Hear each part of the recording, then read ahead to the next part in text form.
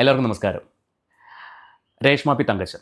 ഇന്ന് രേഷ്മ പി തങ്കച്ചൻ്റെ വിഷയമാണെങ്കിൽ പോലും അവരെക്കുറിച്ചൊന്നും പറയാൻ വേണ്ടിയല്ല ഞാൻ വന്നത്. കഴിഞ്ഞ 2 മാസമായിട്ട് അവരെൻ്റെ കൗണ്ടൻ്റ് ആയിരുന്നില്ല, അല്ലെങ്കിൽ ഞാൻ അവരുടെ വിഷയം സംസാരിക്കാറില്ല. നിങ്ങളിൽ പല ആൾക്കാരും അവർക്ക് ഒരു അസുഖമുണ്ടെന്ന് അറിഞ്ഞത് 1 മാസം മുൻപായിരിക്കും. പക്ഷേ ഒരുപാട് റിയാക്ഷൻ വ്ളോഗേഴ്സ് ഈ വിവരം അറിഞ്ഞിട്ട് 2 മാസമായി. രേഷ്മ പി തങ്കച്ചൻ ഇത് കൺഫേം ചെയ്തിട്ടും 1 മാസമേ ആയിട്ടുള്ളൂ. അതിന് മുന്നേ തന്നെ ഓൾമോസ്റ്റ് എല്ലാവരും അറിഞ്ഞു കഴിഞ്ഞു, വീഡിയോ ചെയ്യുന്ന ആൾക്കാർ അറിഞ്ഞു കഴിഞ്ഞു. ഇത് അറിഞ്ഞതിൻ്റെ അന്ന് തന്നെ ഞാൻ അവരുടെ കൗണ്ടൻ്റ് എടുക്കുന്നത് നിർത്തിയതാണ്. അത് മറ്റൊന്നും കൊണ്ടല്ല, ഒരു മാനുഷിക പരിഗണന. സുഖമില്ലാത്ത ഒരാൾ അവരെ വീണ്ടും അവരെക്കുറിച്ച് സംസാരിക്കാൻ താല്പര്യമില്ലാത്തതുകൊണ്ടാണ്. പിന്നെ എപ്പോഴാണ് അവരെക്കുറിച്ച് സംസാരിച്ച് തുടങ്ങിയത്? അവരെക്കുറിച്ചല്ല, അവരുടെ വിഷയം സംസാരിച്ച് തുടങ്ങിയത്, അല്ലെങ്കിൽ അവരുമായിട്ട് ബന്ധപ്പെട്ട വിഷയം സംസാരിച്ച് തുടങ്ങിയത് കഴിഞ്ഞൊരു 5 ദിവസം മുൻപാണ്. Bishop Nobel Philip അമ്പലവേലിൽ കിച്ചുവിന് against video ചെയ്തപ്പോഴാണ്. നിങ്ങൾക്ക് എല്ലാവർക്കും എൻ്റെ ചാനലിൽ വീഡിയോ കാണുന്നവർക്ക് അറിയാമായിരിക്കും ഞാൻ എങ്ങനെയാണ് സംസാരിക്കുന്നത്. ഞാൻ ഒരാളുടെയും പേഴ്സണൽ കാര്യങ്ങളെടുത്ത് സംസാരിക്കാറില്ല എന്നൊക്കെ നിങ്ങൾക്ക് അറിയാമായിരിക്കും. അതിലുപരി എന്നെ ആരും പഠിപ്പിച്ചിട്ടല്ല ഞാൻ വീഡിയോ ചെയ്യുന്നത്. എൻ്റെ മുന്നിൽ കാണുന്ന കാര്യങ്ങൾ ഞാൻ എടുത്തു വെച്ച് സംസാരിക്കും, എൻ്റേതായിട്ടുള്ള അഭിപ്രായങ്ങൾ. ഞാൻ ഇത്രയും സംസാരിക്കാൻ കാരണം എൻ്റെ കണ്ണിൽപ്പെട്ടൊരു കമൻറ്റാണ്. ഞാൻ ആ കമൻറ്റ് ഒന്ന് വായിക്കാം. ഈ കമൻറ്റ് വന്നത് ഇന്നലെ രേഷ്മ പി തങ്കച്ചൻ്റെ ചേച്ചി അവരുടെ മെഡിസിനെ കുറിച്ചും അതിൻ്റെ വിലകളെക്കുറിച്ചൊക്കെ സംസാരിക്കുന്ന ഒരു വീഡിയോ ഇട്ടിട്ടുണ്ടായിരുന്നു.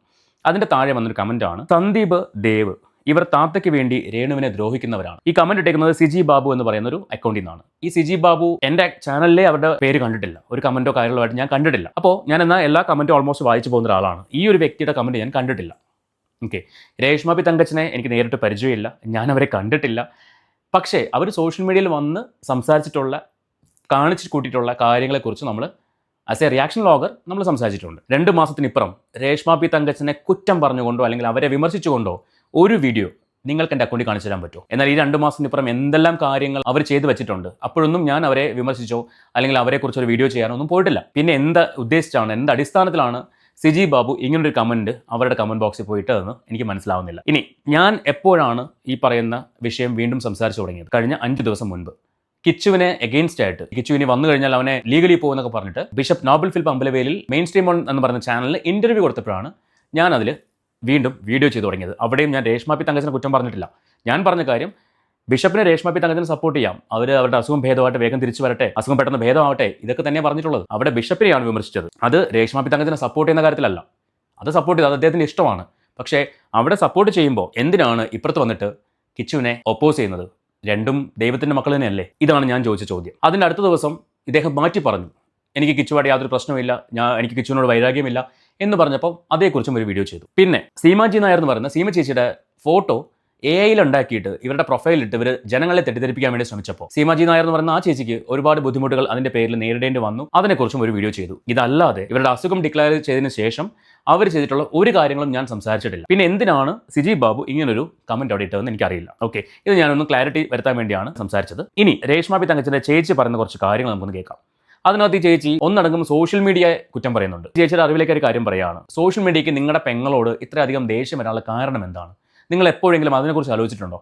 നിങ്ങൾ എപ്പോഴെങ്കിലും നിങ്ങളുടെ അനിയത്തിയോട് പറഞ്ഞു കൊടുത്തിട്ടുണ്ടോ, മോളെ നീ ചെയ്യുന്നത് ശരിയല്ല? അപ്പോൾ മുതലാണ് സോഷ്യൽ മീഡിയ നിങ്ങളുടെ അനിയത്തിക്ക് അഗെയിൻസ്റ്റ് ആയത്. നിങ്ങളുടെ അനിയത്തി സൊസൈറ്റിയിൽ ചെയ്യാൻ പാടില്ലാത്ത കാര്യങ്ങൾ, അത് നിങ്ങളുടെ അനിയത്തി മാത്രമല്ല ഒരുപാട് പേര് ചെയ്യുന്നുണ്ട്.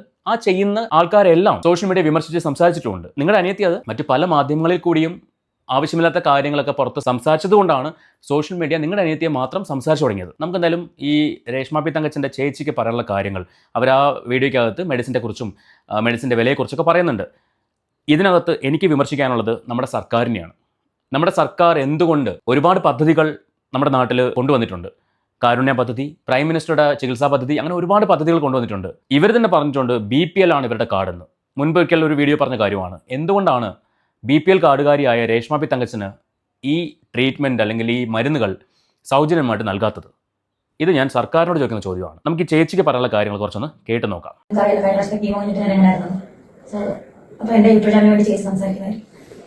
അപ്പം ഞാനിങ്ങനെ ഒരു വീഡിയോ ചെയ്യണമെന്നോ ഇതിൽ സംസാരിക്കണമെന്നോ ഒരിക്കലും ആഗ്രഹിച്ച ഒരു വ്യക്തിയല്ല. പക്ഷേ 2-3 ദിവസമായിട്ട് ചില ബ്ലോഗേഴ്സ് രേണുവിന് കൊടുക്കുന്ന ഇഞ്ചക്ഷൻസിനെ കുറിച്ച് സമൂഹത്തിൽ തെറ്റായ കുറെ ധാരണകൾ അവർക്ക് സമൂഹ മാധ്യമത്തിൽ കൂടി പ്രചരിപ്പിച്ചുകൊണ്ടിരിക്കുന്നു. കാരണം അതിന് ഈ 2 ലക്ഷം രൂപയുടെ ഇഞ്ചക്ഷൻ രേണുവിന് മെഡിക്കൽ കോളേജിലെ ട്രീറ്റ്മെന്റോ അവിടെ നിന്ന് എങ്ങനെയാണ് 2 ലക്ഷം രൂപയുടെ ഇഞ്ചക്ഷൻ എങ്ങനെയാകുന്നു? കീമോയ്ക്ക് അത്രയും മെഡിസിന് അത്ര വരെ ആകുന്നില്ല. പിന്നെ കുറെ ക്യാൻസർ വന്ന ക്യാൻസർ പേഷ്യൻസിന്റെ വോയിസും എടുത്തിട്ടുകൊണ്ടിരിക്കുന്നു. അതിൽ അവർ സംസാരിക്കുന്നുണ്ട് അവർക്ക് ഈ മെഡിസിൻ 5000 രൂപയ്ക്ക് കിട്ടിയെന്നും, പിന്നെ ഞാനും ക്യാൻസർ പേഷ്യന്റ് ആണ്, എനിക്ക് അത്രയും മെഡിസിന് വില വില ആയിട്ടില്ല, രേണു ഇത് രോഗം വരെ കള്ളത്തരവാന്ന് പറഞ്ഞ് പ്രചരിപ്പിച്ചുകൊണ്ടിരിക്കുന്നു. അതിന്റെ കൂടെ ഇപ്പോൾ ഈ മെഡിസിന്റെ കാര്യത്തെക്കുറിച്ചും തെറ്റായി ഇവര് നമ്മളെ സ്നേഹിക്കുന്ന ഒരുപാട് നല്ല മനുഷ്യരുണ്ട്, രേണുവിന് വേണ്ടി പ്രാർത്ഥിക്കുന്ന ഒരുപാട് നല്ല മനുഷ്യരുണ്ട്, അവർക്ക് പോലും തെറ്റായ ഒരു സന്ദേശമാണ് ഇവർ ഇതിൽ കൂടി കൊടുത്തുകൊണ്ടിരിക്കുന്നത്. ഫസ്റ്റ് ഓഫ് ഓൾ ചേച്ചി അറിയാൻ വേണ്ടി പറയുന്ന ഒരു കാര്യം, റിയാക്ഷൻ വ്ളോഗേഴ്സിനോ അല്ലെങ്കിൽ ഈ വോയിസ് അയച്ച ആൾക്കാർക്കോ അവരാരും തന്നെ തെറ്റായ ഇൻഫർമേഷൻ അല്ല പാസ് ചെയ്യുന്നത്. കാരണം ഈ വോയിസ് അയച്ച ആൾക്കാരെല്ലാവരും തന്നെ പേഷ്യൻ്റ് ആയിട്ടുള്ള ആൾക്കാരാണ്, അവരുടെ ട്രീറ്റ്മെൻറ്റിൻ്റെ കാര്യങ്ങളാണ് അവർ ഷെയർ ചെയ്യുന്നത്. ഇതിനകത്ത് എന്താണ് ചോദ്യം ചോദിച്ചു കഴിഞ്ഞാൽ അതിനകത്ത് മെഡിക്കൽ ഇൻഷുറൻസ് ഉള്ള ആൾക്കാരുണ്ട്, മെഡിക്കൽ ഇൻഷുറൻസ് ഇല്ലാത്ത ആൾക്കാരുണ്ട്. അപ്പോൾ അവരെല്ലാം നോക്കുമ്പോഴേക്കും ഇത്ര രൂപയുടെ മെഡിസിനെ അവർക്ക് ആവുന്നുള്ളൂ, ഇത്ര രൂപയുടെ ചിലവേ അവർക്ക് വന്നിട്ടുള്ളൂ, പിന്നെ എന്താണ് ഒരു കീമോയ്ക്ക് 2 ലക്ഷം രൂപയുടെ ചിലവ് എന്തിനാണ് വരുന്നത്? ഇത് ശരിക്കും പറഞ്ഞാൽ ചേച്ചി ഇപ്പോൾ സംസാരിച്ച പോലെ ഈ വീഡിയോയിൽ വിശദമായിട്ട് കാര്യങ്ങൾ പറയുന്നുണ്ട്. ഇപ്പോൾ സംസാരിച്ചതുപോലെ രേണുവിൻ്റെ കഴിഞ്ഞ വീഡിയോയിൽ രേണുവോ ചേച്ചിയോ സംസാരിച്ചിരുന്നെങ്കിൽ ഈ കൺഫ്യൂഷൻ വരില്ലായിരുന്നു. രേണു കഴിഞ്ഞ വീഡിയോയിൽ എന്താ പറഞ്ഞത്? എൻ്റെ കീമോയ്ക്ക് എനിക്ക് 2 ലക്ഷം രൂപയുടെ ചിലവുണ്ട്, കീമോയുടെ മെഡിസിൻ 2 ലക്ഷം രൂപയുടെ ചിലവുണ്ട്. ഇതാണ് രേണു ആ വീഡിയോയിൽ പറയുന്നത്. ശരിക്കും അത് ഇതേ അസുഖം ബാധിച്ച് നിൽക്കുന്ന ഒരുപാട് ആൾക്കാരെ പേടിപ്പിക്കുന്ന ഒരു ഇൻഫർമേഷൻ ആയിരുന്നു. കാരണം അവർ നോക്കുമ്പോൾ എന്താണ്, സാധാരണക്കാരുടെ ആൾക്കാർക്ക് മെഡിക്കൽ കോളേജിൽ പ്രൈവറ്റ് ഹോസ്പിറ്റലാണെങ്കിൽ പിന്നെ മനസ്സിലാക്കാം, ഇത് മെഡിക്കൽ കോളേജിൽ 2 ലക്ഷം രൂപയുടെ ഒരു കീമോയ്ക്ക് ചിലവോ? ഇതാണ് എല്ലാവരെയും ചിന്തിപ്പിച്ച ചോദ്യം. ആലോചിക്കാം, മെഡിക്കൽ കോളേജിൽ ഒരു കീമോയ്ക്ക് 2 ലക്ഷം രൂപയോ? അപ്പോൾ എന്തിനാണ് ഗവൺമെൻറ് ഇത്രയും പദ്ധതികൾ മുന്നോട്ട് കൊണ്ടുവന്നേക്കുന്നത്? അതൊന്നും ആർക്കും കിട്ടുന്നില്ലേ? പ്രത്യേകിച്ച് രേണു എന്ന് പറയുന്ന അല്ലെങ്കിൽ രേഷ്മ പി തങ്കച്ചൻ എന്ന് പറയുന്ന വ്യക്തി BPL കാർഡിന് ഉടമയാണെന്ന് ഇവർ തന്നെ പറഞ്ഞിട്ടുണ്ട് മുൻപൊരിക്കൽ. റേഷൻ കാർഡ് BPL ആണ്, സോ മഞ്ഞ കാർഡാണെന്നൊക്കെ ഇവർ തന്നെ പറഞ്ഞിട്ടുണ്ട്. അങ്ങനെയുള്ള ഒരാൾക്ക് ഒരു സൗജന്യം കിട്ടുന്നില്ലേ, ഒരു ഡിസ്കൗണ്ട് കിട്ടുന്നില്ലേ എന്നൊരു ചോദ്യമായിട്ട് നിന്നു. അതുകൊണ്ടാണ് പല ആൾക്കാരും ഈ വ്ളോഗേഴ്സായിട്ടുള്ള ആൾക്കാർക്ക് വോയിസ് അയച്ചു കൊടുത്തത്. ഞാൻ പേഷ്യൻ്റാണ്, ഇന്ന അസുഖം തന്നെയാണ് എനിക്കുള്ളത്, എനിക്ക് ഇന്ന ട്രീറ്റ്മെൻറ്റാണ് നടക്കുന്നത്, അതിൻ്റെ മെഡിസിൻ എത്ര രൂപയായിട്ടുള്ളൂ, ഈ പറയുന്നതൊക്കെ വെറുതെയാണ് എന്ന് ആൾക്കാരെ കൊണ്ട് ചിന്തിപ്പിച്ചത് ആരാണ്? നിങ്ങളുടെ അനിയത്തി ചെയ്ത ആ വീഡിയോയിൽ നിന്നാണ്. ശരിക്കും ചേച്ചി ഒരു നേഴ്സാണ് അല്ലേ?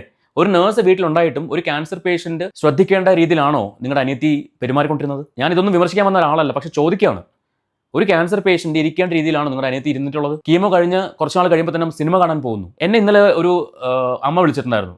ആ അമ്മ പറഞ്ഞത്, മോനെ എനിക്ക് 3ാമത്തെ കീമോ കഴിഞ്ഞു, അനങ്ങാൻ വയ്യ, ഞാൻ വീട്ടിൽ നിന്ന് പുറത്തിറങ്ങാറില്ല. ഇതാണ് പറഞ്ഞത്. നിങ്ങൾ 4-ാം തീയതി സിനിമയ്ക്ക് നിങ്ങളുടെ അനിയത്തിയും കൂട്ടിക്കൊണ്ട് പോകുന്നു. നിങ്ങളൊരു നേഴ്സാണ്, നിങ്ങൾ സിനിമയ്ക്ക് പോയത് കണ്ട ആൾക്കാർ അറിയിച്ചിട്ടുണ്ട്. സിനിമയുടെ പേര് ഞാൻ പറയണോ?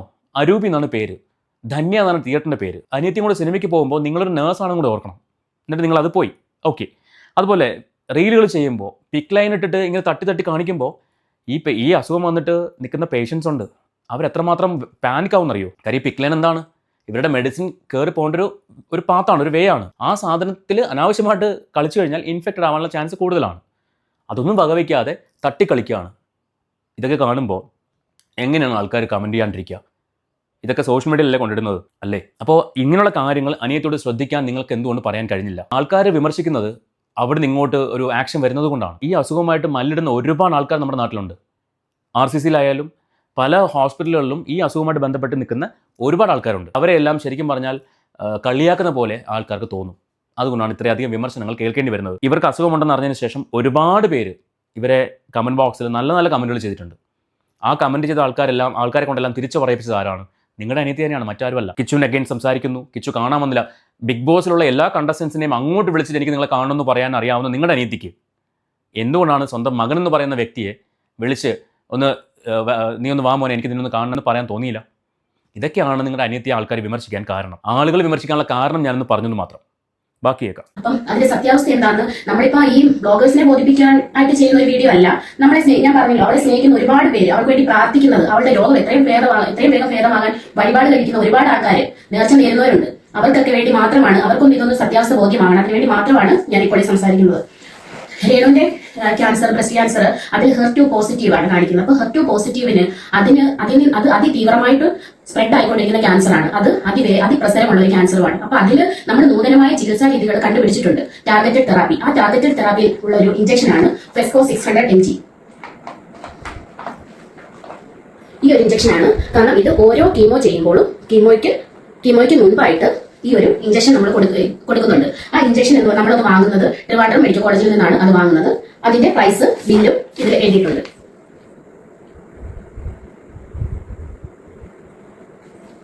ഓക്കെ, മേ ബി ഈ മെഡിസിൻ ഉള്ളതായിരിക്കാം, ഈ മെഡിസിൻ അവർ യൂസ് ചെയ്യുന്നതായിരിക്കാം. കാരണം എൻ്റെ ഒരു ഫ്രണ്ടിന് ഇതുപോലെ ക്യാൻസർ വന്ന സമയത്ത് അവൾ യൂസ് ചെയ്തത് സെക്കൻഡ് ടൈം, ഫസ്റ്റ് ടൈം ഒരു 25,000 മെഡിസിൻ ആയിരുന്നു. മെഡിക്കൽ ഇൻഷുറൻസ് കാർഡോ ഈ പറയുന്ന സൗജന്യ ചികിത്സയോ കാര്യങ്ങളൊന്നും അവൾക്ക് കിട്ടിയിട്ടില്ല. അതുകൊണ്ട് തന്നെ ആദ്യത്തെ 12 മാസം 12 മാസം 25,000 മെഡിസിൻ ആയിരുന്നു യൂസ് ചെയ്തിരുന്നത്. അതിലൊരു 6 മാസം ഞങ്ങൾ സുഹൃത്തുക്കൾ ചേർന്നാണ് ഞങ്ങൾ കാശ് കളക്ട് ചെയ്ത് അങ്ങനെയാണ് കൊടുത്തുകൊണ്ടിരുന്നത്. അത് കഴിഞ്ഞ് അടുത്ത 6 മാസം അവൾ സ്വന്തമായിട്ട് തന്നെ കാശ് അറേഞ്ച് ചെയ്ത് ഈ ഫണ്ട് കൊടുത്തുകൊണ്ടിരുന്നു. ഓക്കെ. പിന്നെ ഒരു വർഷം കഴിഞ്ഞ് ഇതേ അസുഖം വീണ്ടും വന്ന സമയത്ത് അന്നേരം ഇത് ഈ പറഞ്ഞ രീതിയിൽ പെട്ടെന്ന് സ്പ്രെഡ് ചെയ്യുന്ന ലെവലിലായിരുന്നു. അതിന് 2 ലക്ഷം രൂപയായിരുന്നു അന്നത്തെ ചിലവ് ഒരു കീമോയുടെ കൂടെ ഈ മെഡിസിൻ കയറുന്നതിന്. ആ 2 ലക്ഷം രൂപയുടെ മെഡിസിൻ ആയിരുന്നു 3 എണ്ണം ചെയ്ത് കഴിഞ്ഞാൽ പിന്നെ 3 എണ്ണം ഫ്രീ ആണെന്നാണ് അവർ ഓഫർ ചെയ്തിരുന്നത്, കമ്പനി ഓഫർ ചെയ്തിരുന്നത്. അങ്ങനെ ആ മെഡിസിൻ എടുത്തുകൊണ്ടിരിക്കുകയായിരുന്നു. പക്ഷേ ആള് കുറച്ച് നാൾ കഴിഞ്ഞപ്പോഴേക്കും ആളെ രക്ഷപ്പെടുത്താൻ പറ്റിയില്ല. സോ ഞാൻ പറയാൻ കാരണം ഇവിടെ ഈ മെഡിസിനൊക്കെ ഉള്ളത് തന്നെയായിരിക്കും. പക്ഷേ എൻ്റെ ചോദ്യം ഇവിടെയാണ്, ഇവരുടെ കാർഡ് BPL കാർഡാണെന്ന് ഇവർ തന്നെ സോഷ്യൽ മീഡിയ വന്ന് സംസാരിച്ചിട്ടുണ്ട്. അങ്ങനെയുള്ളൊരു വ്യക്തിക്ക് എന്തുകൊണ്ട് സൗജന്യ ചികിത്സ കിട്ടുന്നില്ല മെഡിക്കൽ കോളേജിൽ? പ്രൈവറ്റ് ഹോസ്പിറ്റലല്ല ഇത്, മെഡിക്കൽ കോളേജിൽ എന്തുകൊണ്ട് സൗജന്യ ചികിത്സ കിട്ടുന്നില്ല? കാരുണ്യ പദ്ധതി പ്രകാരം പൈസ കിട്ടും. ഗവൺമെൻറ്റിൻ്റെ പ്രൈം മിനിസ്റ്ററുടെ ഫണ്ടിൽ നിന്ന് 5 ലക്ഷം രൂപയുടെ ഫണ്ട് അനുവദിക്കാൻ സാധ്യതയുണ്ട് റേഷൻ കാർഡ് ഉള്ള വ്യക്തികൾക്ക്. അപ്പോൾ ഇങ്ങനെയൊക്കെ സാധ്യതകളുള്ളപ്പോൾ എന്തുകൊണ്ടാണ് ഇവർക്കത് കിട്ടാത്തത്? എൻ്റെ ചോദ്യം സർക്കാരിനോടാണ്. ഒരുപാട് പദ്ധതികൾ കൊണ്ടുവന്നിട്ട് കാര്യമില്ലല്ലോ, ഇതിവർക്ക് അനുവദിക്കണ്ടേ? ഇവരുടെ കാർഡ് BPL കാർഡാണെങ്കിൽ എന്തുകൊണ്ടാണ് ഇവർക്ക് ഈ പദ്ധതികൾ അനുവദിക്കാത്തത്? ഈ പറഞ്ഞ ബില്ല് പ്രകാരം 2,26,000 രൂപ സംതിങ് ബില്ല് കാണിക്കുന്നുണ്ട്. ഒരു മെഡിസിൻ്റെ വിലയാണ്. ഇത് എല്ലാ കീമോയ്ക്കും വേണമെന്ന് പറയുന്നു. ഇനി 5ഓളം കീമോകൾ ഉണ്ടെന്ന് പറയുന്നു. അങ്ങനെയാണെങ്കിൽ ഏകദേശം 10 ലക്ഷം രൂപയ്ക്ക് മേളിൽ ഇവർക്ക് മെഡിസിന് വേണ്ടി മാത്രം വേണം. എന്തുകൊണ്ടാണ് BPL കാർഡ് ഉള്ള ഒരു വ്യക്തിക്ക് അത് ചെയ്തു കൊടുക്കാൻ പറ്റാത്തത്? സർക്കാരിനോടുള്ള എൻ്റെ ചോദ്യം, ഗവൺമെൻറ് മെഡിക്കൽ കോളേജ് കോട്ടയം എന്ന് പറയുന്ന ആ മെഡിക്കൽ കോളേജിനോടുള്ള എൻ്റെ ചോദ്യമാണ്, എന്തുകൊണ്ട് ചെയ്യാൻ പറ്റുന്നില്ല? ഈ ചോദ്യം വാലിഡ് ആണോ അല്ലയോ നിങ്ങൾ കമന്റ് ചെയ്യുക. ബാക്കി കേൾക്കാം. പിന്നെ രേണുവിന് കീമോ കൊടുക്കുന്നത് കാർബോപ്ലാറ്റിൻ എന്ന മെഡിസിൻ ആണ്. അത് കൊടുക്കുന്നതിന് മുൻപായിട്ട് ഈ പ്ലസ്കോ ഈ ഒരു ഇഞ്ചക്ഷൻ കൊടുക്കുന്നു, ഈ ആന്റിബോഡി ഇഞ്ചക്ഷൻ കൊടുക്കുന്നു. ഈ ഇഞ്ചക്ഷന്റെ കാര്യമാണ് രേണു പറഞ്ഞത് 2 ലക്ഷത്തി സംതിങ് ആണ് ഇതിന്റെ വിലയെന്ന്. പക്ഷേ രേഷ്മ പി തങ്കച്ചൻ അങ്ങനെയല്ലോ ചോദിച്ചു പറഞ്ഞത്. എൻ്റെ കീമോയുടെ മെഡിസിന് 2 ലക്ഷം രൂപ എന്നാണ് പറഞ്ഞത് അല്ലേ? മാത്രമല്ല മെയിൻ സ്ട്രീം എന്ന് പറഞ്ഞ ചാനലിൽ ഒരു സ്ക്രീൻഷോട്ട് വെച്ചിട്ടുണ്ടായിരുന്നു. അതിനകത്ത് 2,57,000 രൂപയാണ് കാണിച്ചിരിക്കുന്നത്. ഇവിടെ വില 2,26,000 രൂപ. ഇതൊക്കെയാണ് ആൾക്കാരെ തെറ്റിദ്ധരിപ്പിക്കുന്നു എന്ന് പറഞ്ഞത്. മനസ്സിലായില്ലേ? ആൾക്കാരെ ചിന്തിപ്പിക്കുന്ന ചോദ്യങ്ങൾ ഇതൊക്കെയാണ്, ചിന്തിപ്പിക്കുന്ന കാര്യങ്ങൾ ഇതൊക്കെയാണ്. അവർ അങ്ങനെയാണ് ഓരോ കമൻറ്റുകളായിട്ട് നിങ്ങളുടെ മുന്നിലേക്ക് വരുന്നത്. ഇതെന്താ ഇങ്ങനെ കാണുന്നത്? ഇപ്പോൾ ഈ ബില്ലിനകത്ത് പോലും ഒരുപാട് കമൻറ്റുകൾ വന്നിട്ടുണ്ട്. പക്ഷേ ആ കമൻറ്റുകൾക്കെല്ലാം ഒരു ക്ലാരിറ്റി എന്ന് പറയുന്നത്, ഈ ബില്ലിൽ കാണിക്കുന്ന ഡേറ്റുകൾ എന്ന് പറയുന്നത് 2001 എന്നൊരു ഡേറ്റ് കാണിക്കുന്നുണ്ട്, 2011 ഡേറ്റ് കാണിക്കുന്നുണ്ട്. ആ ഡേറ്റുകളെല്ലാം ഈ മെഡിസിൻ്റെ ലൈസൻസ് ഡേറ്റും അങ്ങനെയുള്ള കുറേ സംഭവങ്ങളാണ്. ബിൽ ഡേറ്റ് എന്ന് പറയുന്നത് 2026, 2027 വർഷത്തിലുള്ളതാണ്. ബാക്കി പോർഷൻ ഈ ചേച്ചിയുടെ കൈ വെച്ച് മറിഞ്ഞു പോയിരിക്കുകയാണ്. ഓക്കെ, 2026, 2027 വർഷം എന്ന് പറയുമ്പോൾ ഈ ഫിനാൻഷ്യൽ ഇയർ ആണ്. ഈ ഫിനാൻഷ്യൽ ഇയർ എന്ന് പറയുമ്പോൾ ഏപ്രിൽ മുതലാണ് സ്റ്റാർട്ട് ചെയ്യുന്നത്. ഇപ്പോൾ ജൂലൈ ആണ്. അപ്പോൾ ഈ ഏപ്രിൽ മുതൽ ജൂലൈക്ക് അകത്തുള്ള ഒരു ഡേറ്റിനാണ് ഈ ബില്ല് പ്രിന്റ് ചെയ്തേക്കുന്നത്. ഇത്രയും വരെ കറക്റ്റ് കാര്യങ്ങളാണ്. ഓക്കെ, അപ്പോൾ ഈ ബില്ല് രേഷ്മ പി തങ്കച്ചൻ്റെ ബില്ലാണെങ്കിൽ അതിനകത്ത് പേരും രേഷ്മ പി തങ്കച്ചൻ എന്ന് കാണിക്കുന്നുണ്ട്. അങ്ങനെയാണെങ്കിൽ ഇവർക്ക് എന്തുകൊണ്ട് സർക്കാർ സൗജന്യമായിട്ടോ അല്ലെങ്കിൽ ഡിസ്കൗണ്ട് റേറ്റിലോ മെഡിസിൻ പ്രൊവൈഡ് ചെയ്യുന്നില്ല? എൻ്റെ ചോദ്യമാണ്. ഗവൺമെൻറ് മെഡിക്കൽ കോളേജിൽ നിന്ന് എന്തുകൊണ്ട് അവർക്ക് ആ ഒരു സർവീസ് കിട്ടുന്നില്ല? ഈ പറയുന്ന കാര്യങ്ങൾ ശരിയാണെങ്കിൽ, ഈ 2 ലക്ഷം രൂപയുടെ ബില്ലാണ് ഇവർക്ക് പോയിട്ടുള്ളതെന്ന് പറയുന്നത് ശരിയാണെങ്കിൽ, ഒരു മെഡിസിനാണ്, ഒരു പ്രാവശ്യമാണ്. ക്യാൻസർ എന്ന് പറഞ്ഞ അസുഖം വന്നു കഴിഞ്ഞാൽ സാധാരണക്കാർ എങ്ങനെയാണ് ഗവൺമെൻറ് മെഡിക്കൽ കോളേജുകളിൽ പോയിട്ട് ട്രീറ്റ്മെൻറ്റ് എടുക്കുന്നത്? മെഡിക്കൽ കോളേജിലേ 2 ലക്ഷം രൂപ. അപ്പോൾ പ്രൈവറ്റ് ഹോസ്പിറ്റലിൽ പോയാൽ എത്ര രൂപയാവും? എങ്ങനെ ആൾക്കാർക്ക് സർവൈവ് ചെയ്യാൻ പറ്റും? അപ്പോൾ സർക്കാർ ഇതിന് അടിയന്തരമായിട്ട് തന്നെ ഒരു തീരുമാനം ഉണ്ടാക്കണമെന്നാണ് എൻ്റെ ഒരു റിക്വസ്റ്റ്. ഈ ഒരു വീഡിയോ കാണുന്നവർ നിങ്ങൾക്ക് പറ്റുന്ന പോലെ ഈ വീഡിയോ മാക്സിമം ഷെയർ ചെയ്യുക. സർക്കാരിലേക്ക് എത്തുന്നത് വരെ അടിയന്തരമായിട്ട് ഈ വിഷയത്തിൽ ഇടപെട്ട് ഇതിനൊരു തീരുമാനം ഉണ്ടാക്കണം. ഒരു BPL കാർഡുകാർക്ക് എന്തുകൊണ്ട് ഡിസ്കൗണ്ടോ അല്ലെങ്കിൽ സൗജന്യമായിട്ടോ മെഡിസിൻ കിട്ടുന്നില്ല? പിന്നെ എന്തിനാണ് ഈ പദ്ധതികൾ? ഈ പറയുന്ന ആരോഗ്യ പദ്ധതികൾ എന്തിനു വേണ്ടിയാണ്? ഇത്തരം കാര്യങ്ങൾ നടപ്പിലാക്കാൻ വേണ്ടിയല്ലേ? കാരുണ്യ ലോട്ടറി വിൽക്കുന്നത് എന്തിനു വേണ്ടിയാണ്? കാരുണ്യ പദ്ധതി പ്രകാരം സാധാരണക്കാർക്ക് ഉപകരിക്കാൻ വേണ്ടിയാണ്. പക്ഷേ ഇവിടെ BPL കാർഡുകാർക്ക് പോലും ഇത് കിട്ടുന്നില്ലെങ്കിൽ എന്തുകൊണ്ട് കിട്ടുന്നില്ല? ഇവരെ സമീപിക്കാത്തതുകൊണ്ടാണോ അതോ അവിടുന്ന് കൊടുക്കാത്തത് കൊണ്ടാണോ? ഇതെന്റെ ചോദ്യമാണ്. ബാക്കി കേൾക്കാം. ഇത് രേണുവിന് മൊത്തം പറഞ്ഞേക്കുന്നത് 6 കീമോയാണ്. 6 കീമോ കഴിയുമ്പോൾ സർജറി. ഈ 6 കീമോയ്ക്കും ഈ കീമോ ചെയ്യുന്നതിനോടൊപ്പം ഈ ഒരു ഇഞ്ചക്ഷൻ എടുക്കുന്നുണ്ട്. അപ്പം അതിനകത്ത് ഇന്നും അവർ പറയുന്നത് കേട്ടു ഈ ഇഞ്ചക്ഷൻ 5,000 രൂപയ്ക്ക് കിട്ടുമെന്ന്. എവിടാണ് ഈ 5,000 രൂപയ്ക്ക് ഇഞ്ചക്ഷൻ കിട്ടുമെന്ന് അതൊന്ന് അറിയിക്കുവാണെങ്കിൽ ഞങ്ങൾക്ക് അത് ഏറ്റവും വലിയൊരു ഉപകാരമായിരിക്കും. ഇവർ പറഞ്ഞ വേറൊരു കാര്യമുണ്ട്. ഈ 5,000 രൂപയുടെ മെഡിസിൻ്റെ കാര്യം പറയുന്നത്, ഈ പറയുന്ന പല പേഷ്യൻസും വോയിസ് ആയിട്ട് കൊടുത്തിട്ടുണ്ട്. 5,000 രൂപ ആയുള്ളൂ, 5,000 രൂപയ്ക്ക് മെഡിസിൻ കിട്ടും എന്നൊക്കെ പറഞ്ഞതായിട്ട് പറയുന്നുണ്ട്. ഈ ഒരു അസുഖം പലർക്കും പല രീതിക്കാണ് വരുന്നത്. ചിലർക്ക് സ്ലോ ആയിട്ട് സ്പ്രെഡ് ചെയ്യുന്ന ബോഡി ആയിരിക്കും. ചില ക്യാൻസർ സെൽസ് വളരെ ഫാസ്റ്റായിട്ട് സ്പ്രെഡ് ചെയ്യുന്നുണ്ടാവും. അപ്പോൾ അത്രയും ഫാസ്റ്റായിട്ട് തന്നെ ബോഡിയിലേക്ക് പോകുന്ന ലെവലിലുള്ള അല്ലെങ്കിൽ അതിനെ നശിപ്പിക്കുന്ന ലെവലിലുള്ള മെഡിസിൻസ് ആയിരിക്കും പോകേണ്ടത്. സോ അത് വിലയിൽ മാറ്റങ്ങൾ വരും. ചിലപ്പോൾ HER2 നെഗറ്റീവ് ആയിരിക്കും, ചിലർക്ക് HER2 പോസിറ്റീവ് ആയിരിക്കും. ഇത് എന്തൊക്കെ തന്നെയാണെങ്കിലും എന്തുകൊണ്ടാണ് സൗജന്യമായിട്ടോ ഡിസ്കൗണ്ട് റേറ്റിലോ ഈ മെഡിസിൻ ഇവർക്ക് കിട്ടാത്തത്? ഇതാണ് ചോദ്യം. ഇതാണ് അറിയേണ്ട ഒരു കാര്യം. ഇത് ശരിക്കും ജനങ്ങൾ ഒന്നടങ്കം ഇവർക്ക് വേണ്ടി സംസാരിക്കേണ്ടതാണ്. ഇവർ അസുഖം ഭേദമായിട്ട് തിരിച്ചു വരണം എന്ന് തന്നെയാണ് എല്ലാവരും ആഗ്രഹിക്കുന്നത്. ആരും ഇവർ നശിച്ചു പോകണമെന്നോ ഇവരില്ലാണ്ടായി പോകണമെന്നോ ആഗ്രഹിക്കുന്നില്ല. ഇവർ നശിച്ചു പോയിട്ട് നമുക്ക് എന്താ നേട്ടം? ഒരു നേട്ടവും ഇല്ല. ഒരു കോട്ടവും ഇല്ല. പക്ഷേ ഒരു വ്യക്തി ഇല്ലാണ്ടായി പോകണമെന്ന് ഒരു ആഗ്രഹവും ഇല്ല.